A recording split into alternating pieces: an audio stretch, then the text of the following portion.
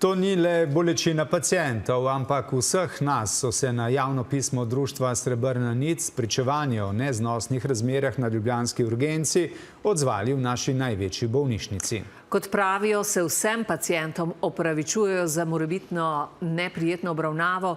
Očitki, da ljudje brez vode in hrane umirajo v lastnih iztrebkih, pa se jim zdijo neprimerni in zavajajoči. Priznavajo pa, da je pritisk na urgenco čedalje večji, kadra in postelj na oddelkih pa premalo.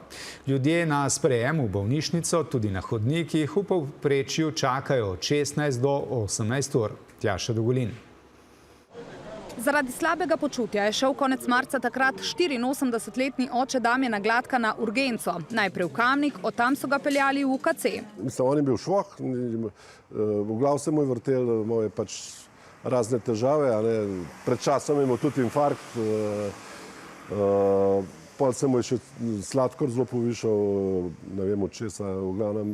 Bil je v slabem stanju. Res, on ni mogel sam funkcionirati, niti z mano ni mogel sam funkcionirati. A do postelje na oddelku je prišel šele po 4 dneh čakanja na hodniku in kot pravi Gladek, njegovem besnem posredovanju po elektronski pošti. Je pač dobival zdravila pa to, ampak to je bilo več ali manj vse, pač malo so ga kontrolirali takrat, ampak da bi prišel do normalne posle. Veste, kaj je 4 dni brez umivanja, 4 dni v istih cunjah, kaj nogavice si preoblačil. Pa lepo vas prosim, vse hodniki so bili vsi polhni, ampak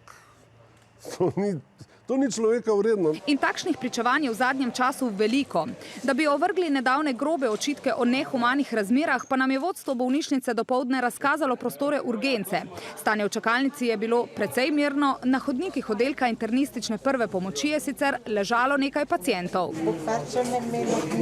Danes ni tako hudo, smo videli tam na tabli, mislim, da jih 10 čaka na pregled in nekaj več, po mojih 12 ali 15, jih je že pregledanih in so v obravnavi. To pomeni, da ali čakajo, da bojo šli domov, ali pa da bojo sprejeti v bolnišnici. Tistim, ki so čakali več kot 6 ur, so stregli hrano. Gospoda, dober dan, dober tek.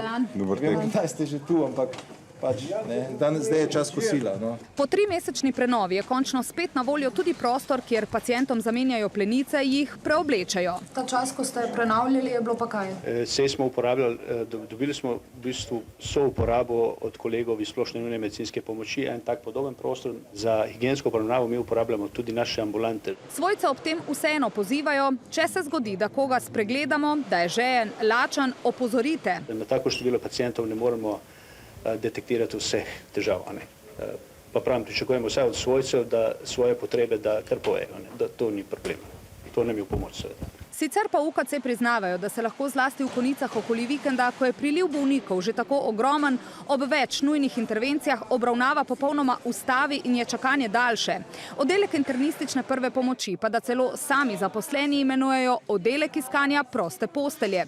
Čakalne vrste so posledica vse bolj starega in bolnega prebivalstva, našteva Možina, pomanjkanja medicinskih sester in bolniških postelj. Kar 300 jih v kliničnem centru zasedajo pacienti, ki bi jih že lahko odpustili.